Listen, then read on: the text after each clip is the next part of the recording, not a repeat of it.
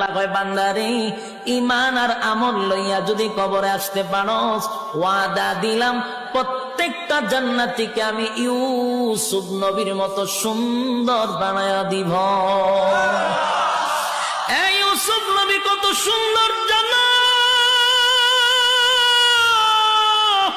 ইউসুফ নবীর দিকে তাকাইয়া মিশরের মহিলারা আঙ্গুলগুলি কেটে কেটে কেটে জমিনে ফালায়া দিছেন ইউসুফ নবীর চেহারার দিকে চাইয়া। এই যে চাইছে অন্যদিকে কাটতেছে, চাইয়া চেহারার কি আকর্ষণ, তাকায়া রয়েছে ছুরি দিয়া হাত কাটতেছে, চেহারার আকর্ষণ বলতেই পারে। সুবহানাল্লাহ, সুবহানাল্লাহ। এমন সুন্দর চেহারা জান্নাতের ভিতরে প্রত্যেকটা জান্নাতীকে আমার আল্লাহ দিবে। তাহলে জান্নাতের ভিতরে প্রত্যেকের চেহারা থাকবে ইউসুফ নবীর মতো সুন্দর। আল্লাহ অর্ধেক পৃথিবীর সৌন্দর্য ইউসুফ নবীর দিয়া দিছে। খুশি নি আপনারা?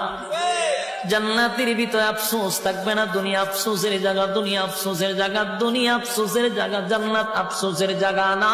প্রত্যেকের চেহারা হবে ইউসুফ নবীর মতো। কয় নাম্বার হইছে? কয় নাম্বার হইছে? 4 নাম্বার। 4 নাম্বার। 5 নাম্বার হলো কণ্ঠ। 5 নাম্বার কি? কণ্ঠ। কণ্ঠের আফসোস আছে না নাই? আপনারা আছেন? কণ্ঠের আফসোস আছে। কণ্ঠ না থাকলেও মাঝে মধ্যে কপালতা পায়। কথা ঠিক।